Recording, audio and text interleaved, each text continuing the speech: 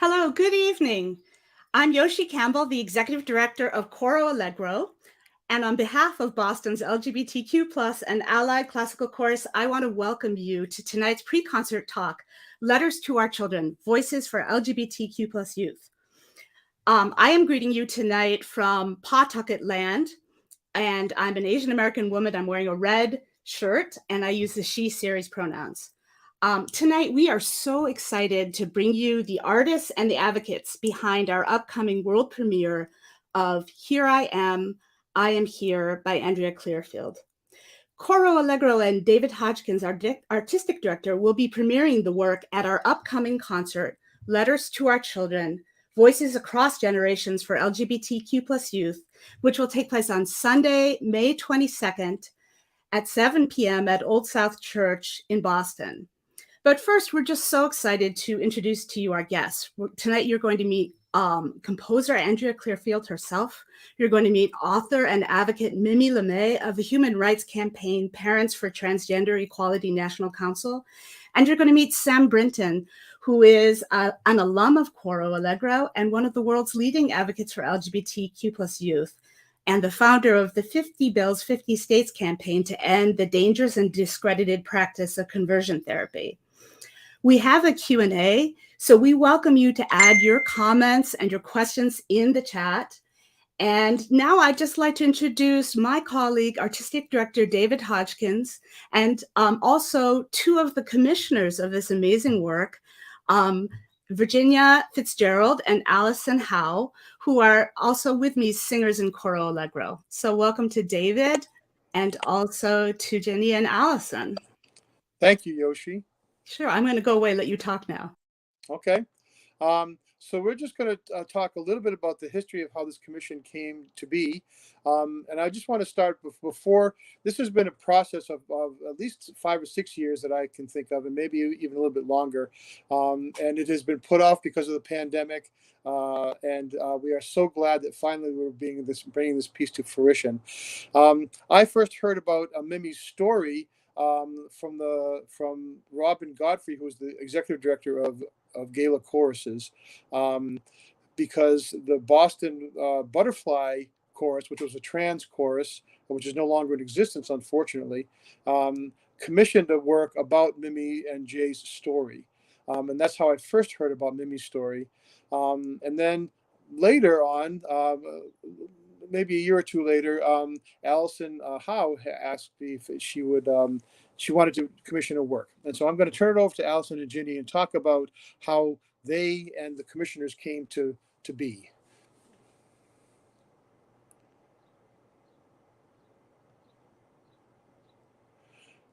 You're muted, I think, Ginny.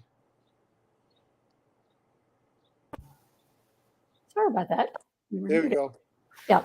So as David said, it was Allison's idea, and we wanted to commission a work by women, largely women of Coro, from a female composer. And David brought Mimi's story and her letter to Jay when he was 5 as a possibility, and we were very taken by the story, but for a while continued to think about other thoughts, but we kept coming back to Mimi's letter, and ultimately thought that it would form a wonderful basis for the piece, because we were just so moved by the depth of Mimi's love for Jay, for her child, and for how hard she and Jay's father struggled to try to understand who Jay was and is. So that was it. And then David later proposed pairing Mimi's letter with a letter that Sam wrote to themselves, to their 12-year-old self, as a child surviving conversion therapy and thanking themselves for surviving it. And then to find a composer. Well, we listened to the works of lots of women composers, some of whom David suggests suggested. Others were suggested by other people. And we loved Andrea's work. Such clear settings of texts and really sort of complex but accessible music. And we wanted it to be something that, you know, it was complex enough so that Cora would be challenged, and accessible enough so that we wouldn't be the last ones performing this work. So there we are. Mm-hmm. And I want to just kind of reminisce a little bit about that day that we all the commissioners sat around in Panera, talking about this. And one of the things that I remember you distinctly speaking about was about mothers. You wanted something to honor mothers as well. And I think this piece really does a beautiful job of both Sam and Mimi's mother being honored for the love that they had for their children.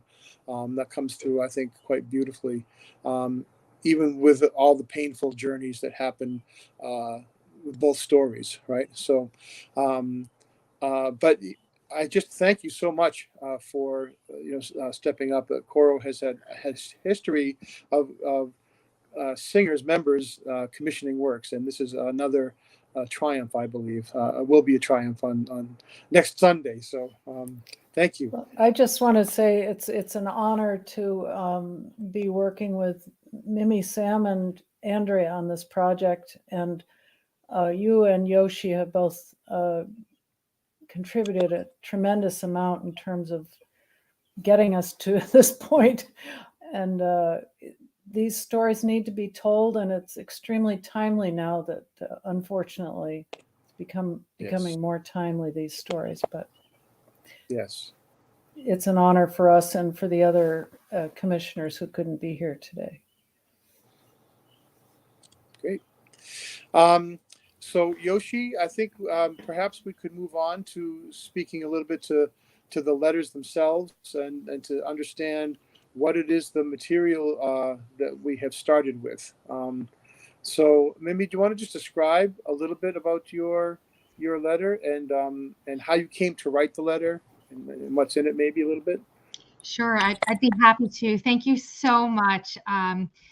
Ginny and Allison, you speak about the honor. Well, let's put it this way. There are not many people who can say that someone took their words and commissioned them to make them into song. It is beyond an honor I could ever have dreamed of.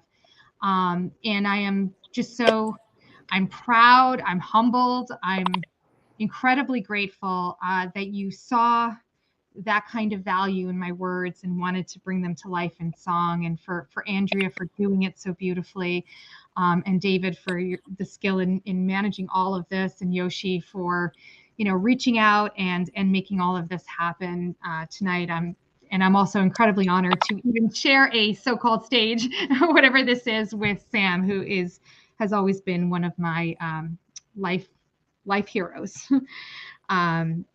So when Jay first came to us at the age of 2.5, and said to first myself and my husband, and started speaking more insistently about being a boy, even though his assigned sex had been female, my husband and I didn't really understand what was going on, and I thought it was just a play acting or a stage.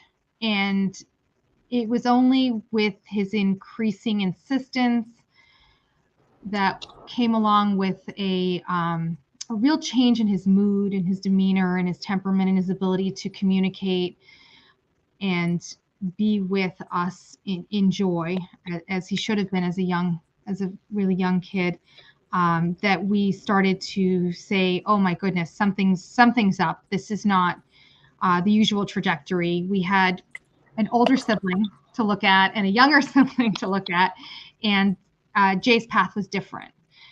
And it wasn't until we did some research, we exhausted all those, put it this way, red herrings of what could be going on with our child who is insisting he is a boy, very loudly, very clearly. I'm not pretending, that we reached an understanding, looking not only at the sort of risk that we felt he was undergoing, keeping him in this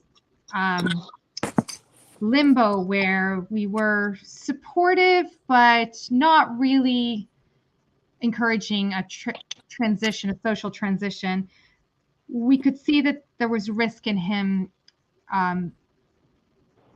being ashamed of who he was, not being allowed to live authentically. And so we made the decision when he was quite young, but it felt for us like it was a very long time in coming, when he was 4, to give him the opportunity to choose to live as who he really always knew himself to be. So the choice was our accepting him, not him being who he is, his gender as male, because that was something that he was able to express to us from the very beginning. And he said, I want to be a boy always, a boy named Jacob. And that he has been ever since that day. And that journey of confusion, muddlement, missteps, some heartache, but that turned to joy when we realized that he was coming to life as who he truly was, always.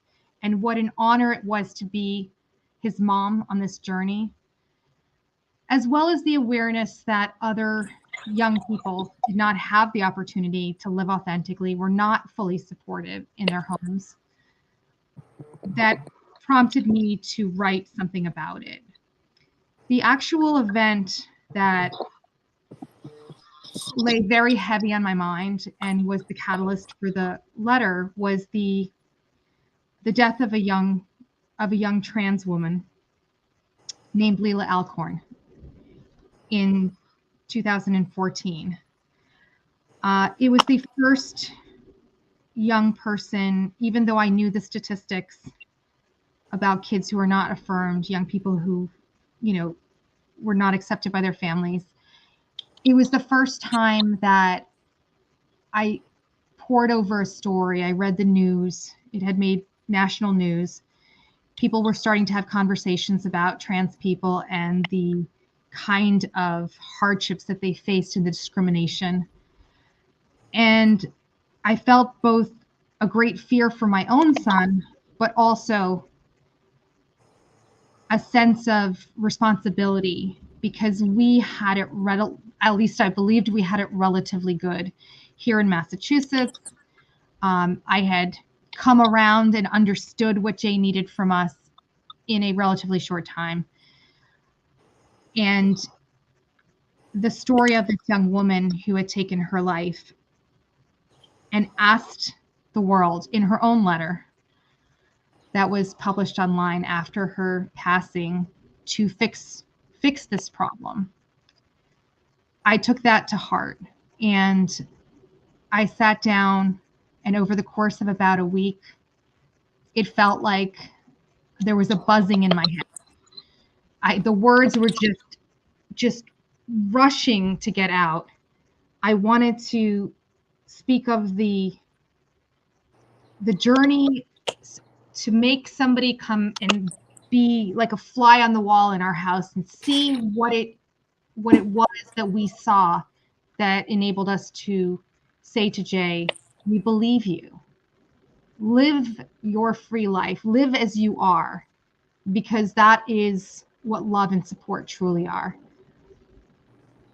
And after about a week of intense writing and re-editing, I put it out online, and I, with Jay's permission, so that other parents could see this and realize that there is joy at the end of this journey if you can affirm, if you are willing to stand between your child and the world and say, this is who they are, and I support them. That's wonderful. It's, and it's wonderful to hear you say these phrases that are actually already in the music as well, that are set to music. And so when you say them, I'm actually hearing them, which is wonderful. So thank you. And there's so much more to the story too, but we'll move on for right now to Sam's letter, and to themselves. And Sam, if you want to just give us a few words about what brought you to write the letter, and how that maybe even affected you. What the catharsis was of writing the letter. Absolutely. Thank you so much, David. And goodness gracious, following Mimi is not good for the makeup. I'm actually going to connect our stories perfectly through Leela. So Leela Alcorn, that letter that Leela wrote telling the world to fix the problems, Leela openly talked about having to experience the same thing that I did, which was conversion therapy. In fact, it is assumed, or at least spoken about, that Leela actually attempted suicide and died by suicide following a conversion therapy session. That is why I wrote the letter, right? I am a survivor, as I like to call myself. I say that now I thrive, but then I survived. And that is a really important aspect, is that if you don't have a mother like Mimi, who is on the path toward understanding, but instead is on a path of confusion alone, then it can feel like there is no one to grab onto. There is no one to hold to. And so the catharsis of writing to yourself and telling yourself, right, like, I'm your fairy godmother now, right? Like, I could not be there in the moment, but I can now.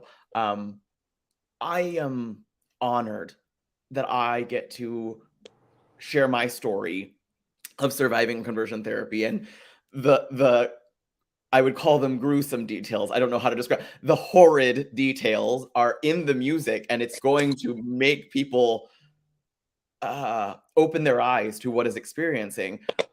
But as a survivor, I get to share that story because I'm in a place of safety now, right? I am now in a place where I can offer my existence up as an example to say, we have to stop this. We have to. Leela told us to fix it. Mimi is doing her part with her child, and I do the part with my story. I am using my experiences to try to make the world a better place. I am proud to say that we are now at around half of the country. Nearly 25 states now have some form of protection where you cannot harm little beautiful trans and non-binary young ones who just deserve to exist as themselves with the forms of conversion therapy. That is powerful. We have gotten to a place where, little me in this letter couldn't have fathomed it, couldn't have even imagined a world where these types of protections would be in place. So my story is not happy all the time, but my letter comes from the place of true motherhood, I guess you could say, right? Like, I'm non-binary, so I don't know if I'll ever be a mother, but I may be a parent at some point in my life. And that was what I was channeling when I was telling my little self this, right? Like, if I was a parent, how would I want little Sam to know that they're going to make it through this really awful time of their life? It doesn't mean that it's going to, all the pain's going to stop.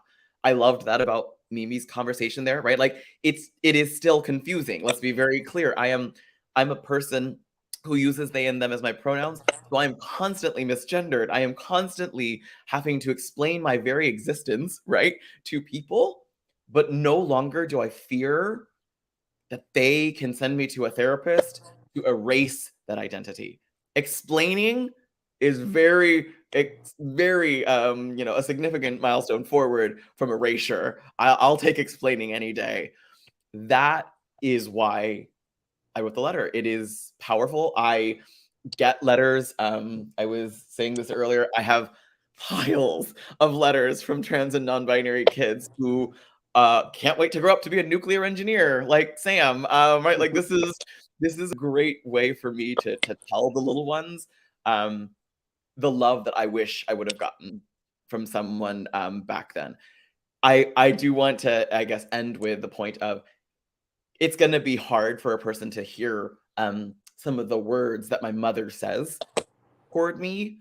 But if you put yourselves into the mindset of a mother who loves her child so much that she is told the only way to save her child's life is to put them through conversion therapy, you will understand the anguish that she must have been going through when saying those words.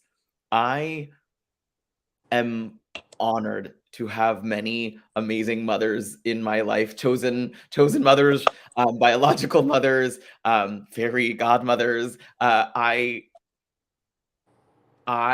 hope that we're going to live in a world someday that Jay at 2, telling a parent, this is who I am, that those parents are given so much support that it's an easier path. It's an easier love, because I think that is the work that I do, right? I work to make the world a little bit easier for the next trans and non-binary young person, so they never have to experience the trauma I did, and that almost seems to be a historical abnormality. Like, I want them to think of it as past history, which is what writing a letter back to yourself actually does help with. I will say my therapist was very proud of me for writing this letter because it separated that time of my existence from my reality today.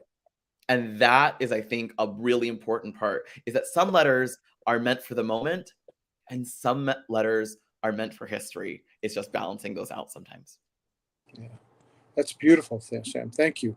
It's interesting. We'll get to talk about with Andrea in a moment, but you talk about your mother's anguish, and that really comes through in the way that Andrea set her. You can feel your mother's pain in the way Andrea has set those words, as well as yours, and there's almost a hint of not thinking it may be the right thing to do, but not knowing what else to do. And you talk about that confusion and this is that's hard. That's hard, but it does come through in the music. So thank you. I hope you can answer every single one of those letters. That's it. It's going to take some time, but I'm working on it. Yeah. So thank you both, Sam and Mimi, for setting the stage so beautifully to speak with Andrea now for a moment about the work itself. Hi, Andrea. Hi. And Andrea and I have met once in person, actually. It's been wonderful, which was wonderful. And she has got this wonderful series in Philadelphia. And when I asked Andrea to write this piece, I was very prescriptive in the sense that this is a piece that we wanted to be only 25 minutes because we're going to bring it to the Gala Choruses convention I guess in 2020, and we only have a half-hour time slot. So we had to have something that was transportable. So the string quartet and piano and soloists, 2 soloists, were about all we could manage to bring back and forth. And then we asked Andrea to write the libretto, and take these letters and write the libretto. So Andrea, just tell us maybe a little bit about that starting point of actually having to write the libretto, which I think was the first one you wrote, and it's a beautifully balanced and clear storyline. So do you want to just talk about that, and then maybe talk about how you went into the music from there? Sure. Thank you so much. Can you hear me okay? Mm-hmm. Yeah. Great. So yes, this was the very first libretto that I've ever written. And so that took some time to really craft. But before that, it was about research and reading about Mimi's story and reading about Sam's story and getting their permission to set their stories into music.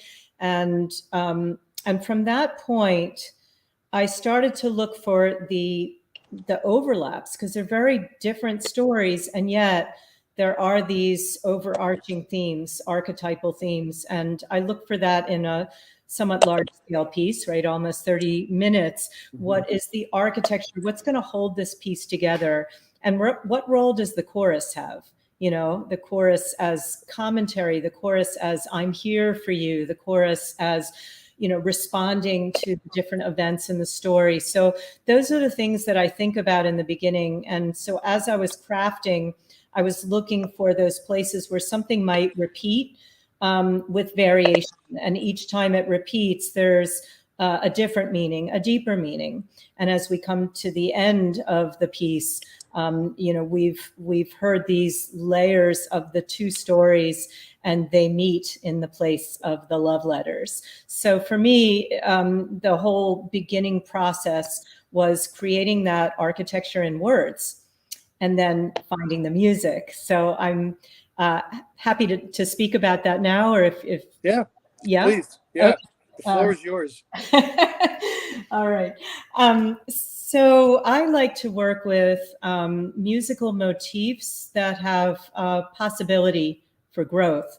And in this case, I started each of the stories, first Mimi's story, Mimi and Jay's story, and then Sam's story, with a similar motif. And the first 4 lines really of the piece are like the DNA of the piece, and they come back in different ways and have different meanings. So those lines are, it started with a birth, I am here, and then I heard you, here I am. And for me, there's something so potent in those 4 lines, and they each have a musical entity, you know, that kind of encapsulates those words. It started with a birth for me is that here is this unique being that is coming into the world and says, I am here. Here I am.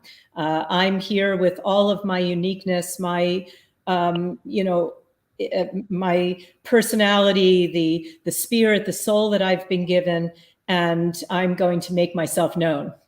And then I heard you could be looked at as the mother, the father hearing the baby's cry. It could also be God. It could be the higher self, who's already there somewhere and you know aware of this being that's coming into the world.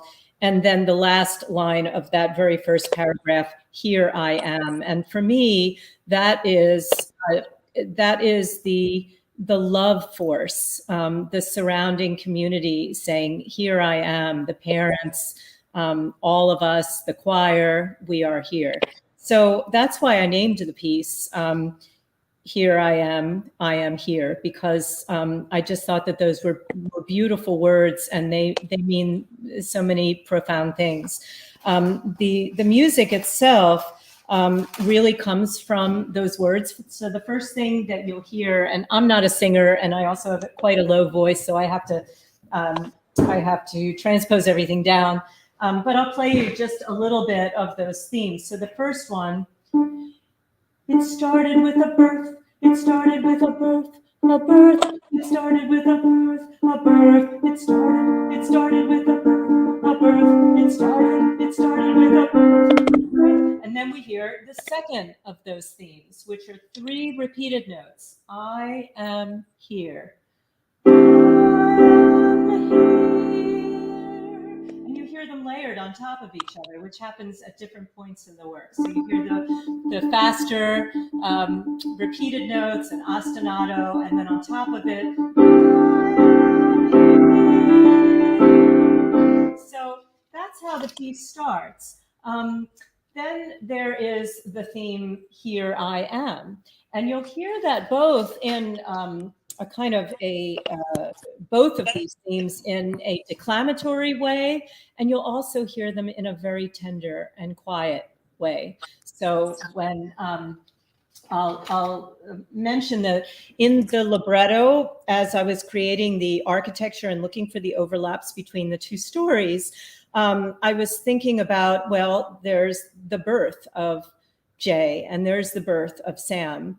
And there is also the crossroads. And for me, those are these kinds of thresholds of grappling, of change, of hardship. And there are 3 of those at the crossroads. So the very first crossroad is where in the score, we hear that theme, the I am here theme, but very quietly with the soprano soloist and then the tenor soloist and then repeated by the chorus. And it sounds like this with the strings in the high register. I am here. I'll try it up a little higher. I am here. I am here. Here I am. And the chorus, I am a boy. I am a boy. And that's the first time that we hear this inkling of Jacob wanting to speak and say, this is who I am, and being heard by the choir that repeats that whispering. We also hear a theme that is like the love theme in the piece. It's set to the words, beautiful words from Mimi's writing. So how much do we love you eternally? The length and width of the universe, and then some. So we hear this also in different places in the work, representing the love force. So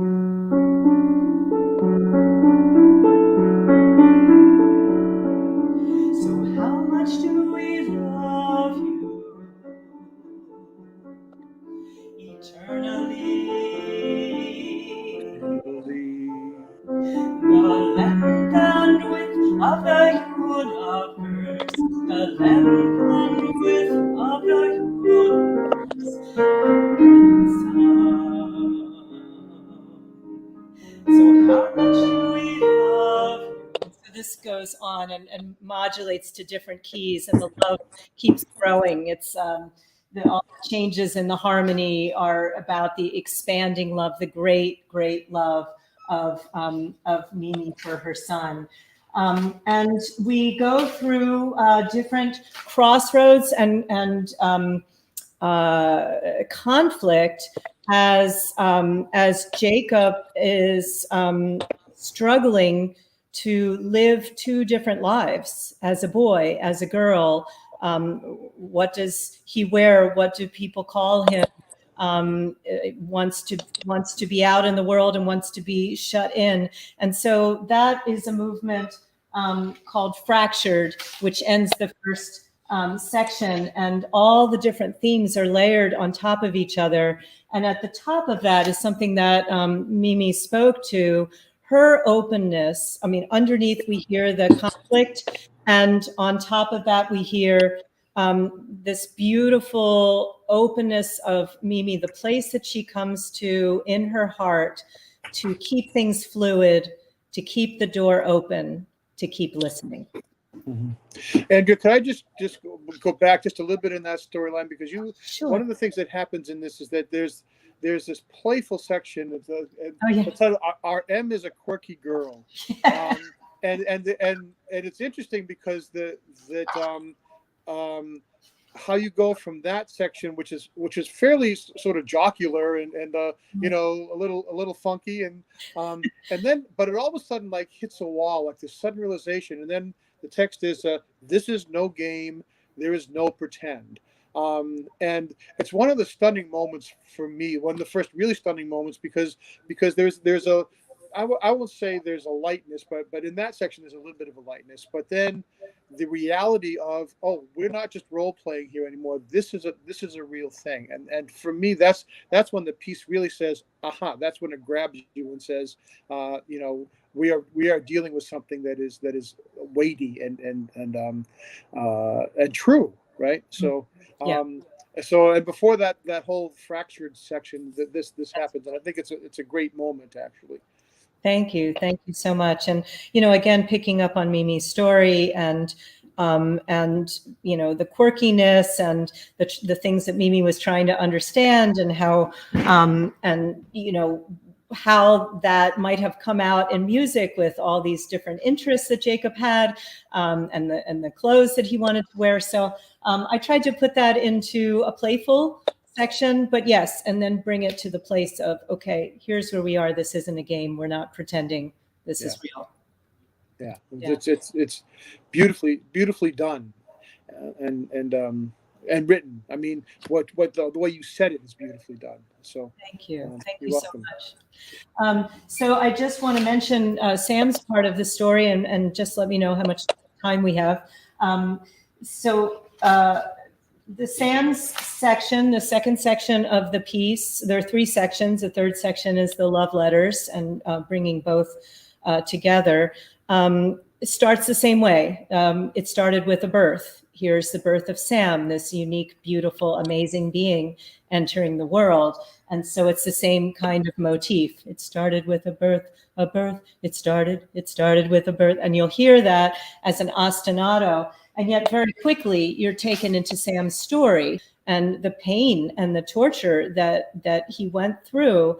And I was just saying before we went online here that, there was a question for me as a composer, should I go there? How much of this story to tell? And I really felt that it was important to share the extremely painful experience that Sam went through, and their strength and honesty in telling that story, and how important it is to put that on the world so people realize this is what's happening.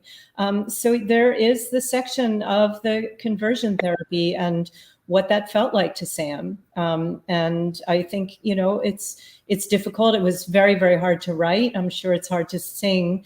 And yet I felt that it was just so important to tell that part of the story. Thank you again for Sam allowing their story to be told in that way. And the love theme comes back in a slightly different way. And for me, another very hard and heartfelt aria is the one where Sam is praying to God to make them straight. And I just found that so heartbreaking. I'm not enough. I'm not okay. I'm not loved. Please change me. And their mother's voice is saying, make him change. And I think for me, that was such a poignant moment to understand what Sam was going through, and as they said, what their mother was going through at that time, and the pain that she must have felt. So I tried to overlay those 2 stories in that aria. I don't know if you want to hear any of it. I'm not sure I can do it justice. And the end of the piece, the love letters, is where we understand this, the letters that are possible to write to ourselves. That Sam has written a letter from their adult self to their young self, basically thanking them for making it through and giving them all the love that they need. And Mimi's letter to Jay saying, "You will always, always be my son." And so those 2 are overlaid at the end, and the words come back, "Here I am here." And in this way, it's really the chorus, it's the community, it's the audience saying, we're here together with you and for you. Yeah. It's a beautiful summation of the piece. I have to say the one that makes me tear up is that dear God, dear God, dear God, the tenor, that make me change, and that imploring, and then with the mother's voice coming in, wanting the best for their son, but not sure, the pain that she is going through as well. It's it's stunning. It's really stunning. I can try to play a little bit of it just so you can hear the melody. Sure. Before you do that, when you were talking about the DNA of the opening, da da da da dee, da da da da, so that oh ba da dee, that comes back here, dear God, that so there's musically there's a connection from the opening theme, really from the opening almost heartbeat, right, Right. of the piece to this, and then even in the next section, that alone, da da da da da alone comes from that single motive. So Exactly. so you may not, if on first listening, you may not hear all those things, right? But they are. It really does make the piece one sort of organic work. One through composed organic piece. It's great. Thank, Please go ahead. thank you so much, David, because that's really how I think. I mean, it's bringing everything down to this this kernel. I said DNA, or the smallest material that can grow. And in this piece, it is the sense of these repeated notes that we hear very fast, and then we hear them slower in the chant. I am here, I am here. And they keep coming back and representing all of that. The birth, here I am here. So Andrea, I think in the interest of time, because we want to have a chance for all of us to talk, why don't we move on and bring back Sam and Mimi and have a conversation with all of us? So for a few minutes. And Yoshi, if she's coming back, I don't know. I am coming back as well. Am I there? Yeah, let's see. Yeah. Oh, you can see me? Okay, great. Here, Yes, here bye. Here I am here. But I'm coming back because there's just one thing we wanted to do before we just open it up for general conversation. I would love to bring Allison and Ginny back too, so I'm going to add them. Is to talk a little bit, we've got these two incredibly powerful letters, and we wanted to tell you about this idea that we had for this to be not just moving in itself, but to be the seed for something bigger. And this is an idea that came from conversations that Allison and Ginny and I had with Sam, and a long time desire between me and Sam to find a way for us to support their work about conversion therapy and banning conversion therapy. And so what we want to do is we've come up with something beyond this concert, which is called the Letters Project.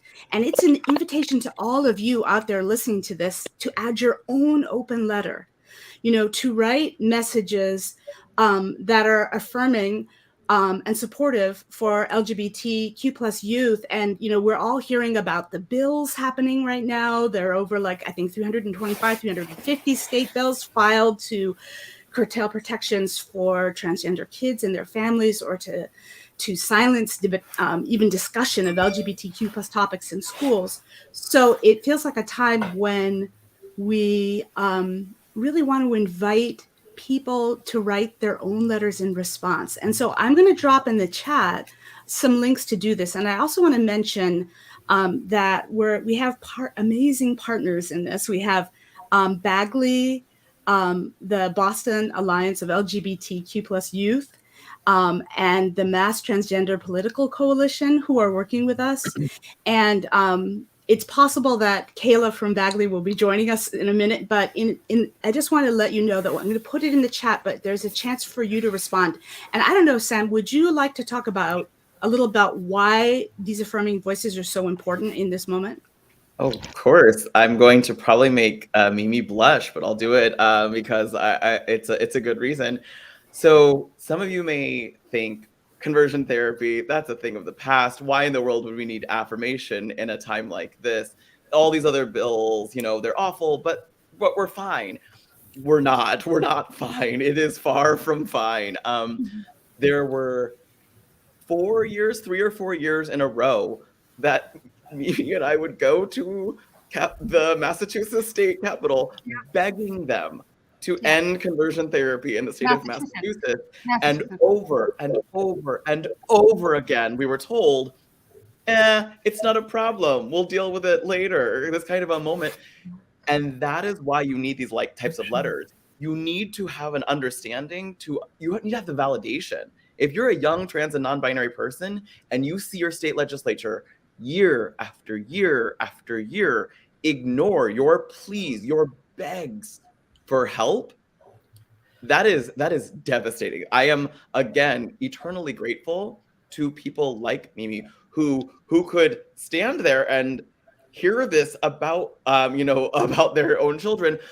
For me, experiencing it to be, the only way I can describe it, the reason we need these letters, right, is it is like you are trapped in a movie that everyone else is almost finding like a fictional, fairy tale, and you're like, but this is my life, this is what I'm experiencing, this is my actual like day-to-day experience, and you're considering it fanciful, not worthy of your attention. Netflix, are you still there? Right? Like this is what it feels like to some of these trans and non-binary young people. And so why do we need this? I told you half of the country now has some protection. That still means half of the country doesn't. We live in an age where you can be forcibly erased for who you love and how you identify. And that is legal. That is a completely legal thing in literally most of the country. The letters are also going to be really, really critical. So it's really important for you to know pronouns, right? Like they're a hard moment. This is an easy thing for all of us to do, but actually it's not an easy thing. It's a hard thing that all of us need to do is pronouns. A young person who has their pronouns respected is half as likely to attempt suicide as a young person who does not have their pronouns respected. So letters are important because they validate the experiences that young people are having, and to tell them like it just gets better, like as if there's like a magical wand that all happens, hurts. I'll just say that as a trans young person, like hurt. And importantly, we can all do that small step of we can use the letter, we can be an activist, right? We don't all have to be the superheroes that Mimi are of showing up to the state capitol and saying like stop hurting my kids. That is something we can do. And if you live in a state where that is still an issue, I need you to be doing that right now. But importantly, we can at least validate the experiences of young people so that they see themselves as real. This is why it's so important, Andrea, that your central part of this, I am here, is validation. It is the core ethos of a trans and non-binary young person is I just wanted my mother to see me as there. Like this is the experience that I'm having. So sorry, I'm getting too far. Sorry, Yoshi. But yes, letters are important. We have a lot of politics that's really bad right now. And we need to show up in state houses. We need to write letters and validate. And we need to take the time to work on respecting and validating the pronouns that our young people are using, because it literally saves lives. Like there's no doubt about it. There's science behind it. It saves lives to validate. Absolutely. Sam, sorry. Oh, go ahead. I wanted to let you know, Sam, that all that time that we were sitting together listening to the absolute bilge that was being fabricated about trans people and gender identity and the parents who support and all that, I was furious and heartbroken, but I kept thinking, for me, it's not hurting and cutting to the core of who I am. The folks in the room who are sitting there and having their core identity invalidated by these idiots. I felt privileged on a different level that I didn't have to experience it that same way. So I felt the same way. Like, you are my hero, that you show up in all these states and you fight all these battles for our kids. And I 100% agree with you on pronouns. It's a small thing that's a huge thing. I have my older child, Jay's older sibling, came out to us as non-binary a couple of years ago, and that's something that we didn't see coming, but we were prepared for, because I've been advocating all this time, and really grateful that we created an environment where they could come out to us. But I want to tell you what they shared with me last week. They were upset because at school, even though we've tried to lay the groundwork, we've asked for education, there have been professional developments and all that kind of stuff to talk about pronouns, but they still get misgendered every day. Yeah. And what they said was, when people call me she, when people say she instead of they, because I am they, I am non-binary, I feel like they will never see me for who I truly am. And they were crying when they said that. So I know through my child that this can be incredibly painful. So, there are a lot of parents who say, well, this came out of nowhere, or, but why do you have 2 or 3 friends who are trans or non-binary? Is this just a trend? And I always say to parents, this journey is your child's. And who knows? This journey may be the first stop of the destination and maybe the last. But do you want to be walking with your child on this? Do you want to be supporting them, or do you want to derail their own sense of self and self-actualization that is going on here? And I think when it's put that way, folks can understand. It's a small word or two that absolutely means the world to these kids. So I really appreciate you bringing that up, Sam. Thank you.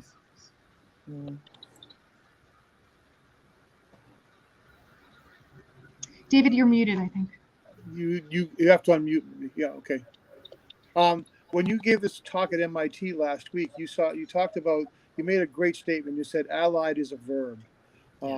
And so many people these days are putting the moniker of allied without actually doing anything, right? So there are so many people that now should be held accountable if they're using that term allied, that you can't just say it, you have to do it, right? And I thought that was a brilliant point, to all of your points that you're talking about now, right? That it's an action. Absolutely. This is why letters are important. The concert's going to be a moment where allies can listen. Listening is an action, right? Like that is, there is no doubt in my mind that a parent sitting there and listening to their child is allyship. We have to stop thinking that it has to be, more, but we can listen. That's an action. We can write, right? We can do these letters through the Letters Project. We can go and speak. We can speak up when those are hurt. But yes, it's somewhat controversial, so I appreciate you saying that, Dave, because I'm done giving gold stars to people for existing as an ally. You got to do it. When someone asks you, this is the lesson I want you all to take away from this moment, from what David just said, there is, when someone asks you, and then when someone tells you that they're an ally, I want you to smile. I want you to thank them. And then I want the first words out of your mouth to be, how? How do you ally?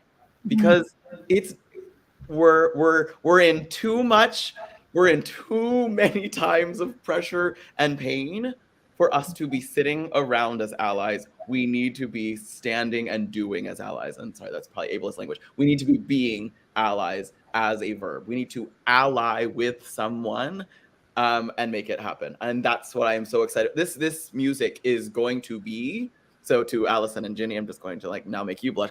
Basically, my goal is just to make everybody really happy, because I think that's a really good moment. But Allison and Ginny, I want you to know that this is active allyship, because all of us, regardless of our identity, can ally with someone else. This is active allyship with trans and non-binary youth who need it now more than ever. As I was telling David and others, this is going to be one of the first pieces to really capture, it is definitely the first piece of music to capture my story of conversion therapy. There's not experiences that are captured in this kind of way, and especially that ends on a high note of these letters of love, right? So thank you to both of you for kind of, doing your homework early and by your support, making this an active participation. I hope you know how much it means to the community to have pieces that represent our love of mothers, not just the loss of mothers. I think it's a really powerful, powerful moment. Lots of love. I'm talking too much. Okay. I could listen to you all day. Me too.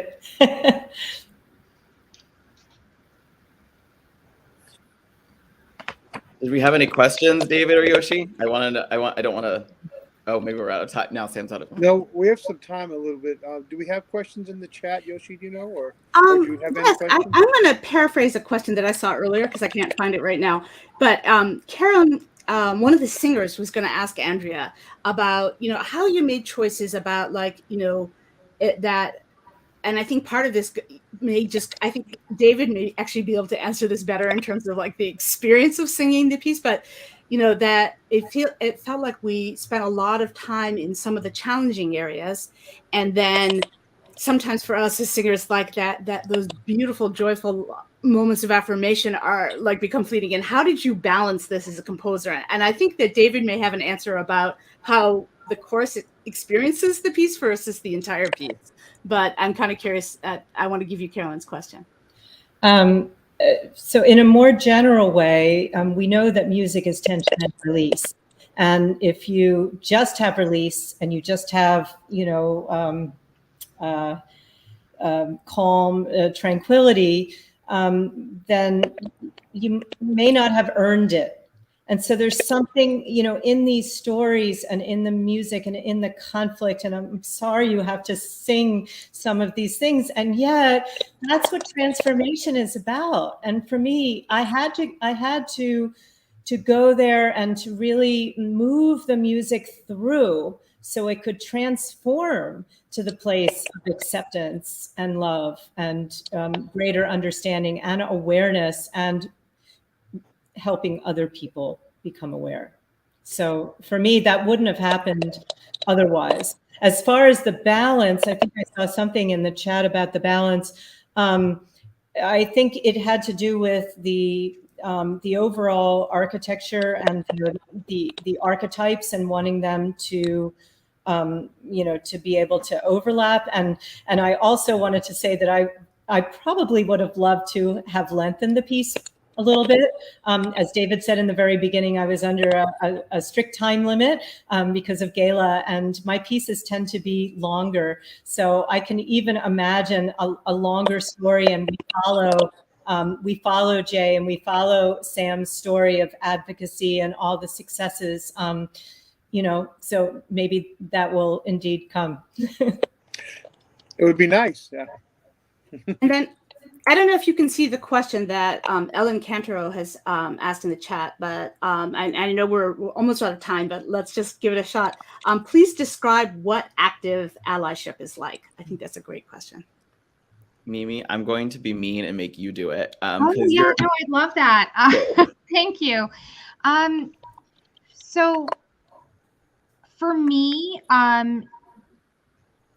if I were to visualize what active allyship is, I see, and I don't want to say that trans people and non-binary people cannot fight their own battles, but I don't think they should have to all the time. So for me, if I were to describe an image, and this kind of coincides with the way I feel about motherhood, it's you stand in front of the person that's being attacked, and you like Gandalf, you say, you shall not pass. And whether it's, verbal insults, legislation that's trying to take away rights, someone who's spreading misinformation in your community about trans people, transphobia, a administrator or a teacher in a school who refuses to use the appropriate pronoun or to educate and support a young person. We need more than just the folks who are the stakeholders and impacted directly to stand up. In fact, those folks need a break right now. I live in Massachusetts. I'm really privileged. I don't live in Texas right now, or in Arizona, where all these oh gosh, Alabama. I mean, just name some of these states where parents are terrified now. They're making plans to move out of the state because their kids can't get life-saving, life-affirming medical care, or they're afraid that CPS will come and take their children away because they're being used as political pawns right now. And it's horrific, the stress and the pain that these families are going through. And even though I live in Massachusetts, I feel depleted frequently by this battle. And so if you can imagine, if I feel that way, how do folks feel like that in states, in places where they are being effectively silenced? Because should they poke their head out and try to say something, well, then they become a target in their communities. And increase that by 20-fold if that person is also living at the intersection of racism. And we need to look at our privilege, whatever it is, and say, I now have a greater responsibility to stand up and speak out because I can take the brunt of this. And the closer it is to, the more harm is being accrued by folks in the trans and non-binary community, by Black and brown folks in the trans and non-binary community. And so we need to step in front of them with their permission. And again, they can fight their own battles, but they shouldn't have to. So that's what active allyship is. Thank you. Well, this has just been so amazing. I want to just respect people's time and say that it is now past 8 o'clock. And I just would like to just close by thanking all of you so much for being part of this amazing conversation that was just so moving. And as a member and a singer of Coro Allegro, I feel like I got so much insight about this incredible piece that we're premiering. And I really want to just close by inviting everybody to come and hear the premiere. We are premiering Andrea Clearfield's amazing work, Here I Am Here, commissioned by Allison Howe and Ginny Fitzgerald and Lee Smith and Robin Godfrey, who's the executive director of Gala Choruses, and another choro singer who is anonymous. And you can hear this incredible work plus gorgeous pieces by Ola Yellow and also by Ronald Pereira about when music sounds, and the pieces by Yellow are Dark Night of the Soul and Luminous Night of the Soul. And you can hear all this incredible music that will be so moving and inspiring. And come and give us your own messages of affirmation at our concert, Letters to Our Children, Voices Across Generations for LGBTQ+ Youth, on Sunday, May 22nd, 2022 at 7 p.m. at Old South Church in Boston. And yes, we are going to record it. We're going to try to find a way to share it with a wider audience. But if you're in the area or close to the area, please do join us for the premiere next Sunday. Thank you. Excuse me, Sunday the 22nd. So thank you so much.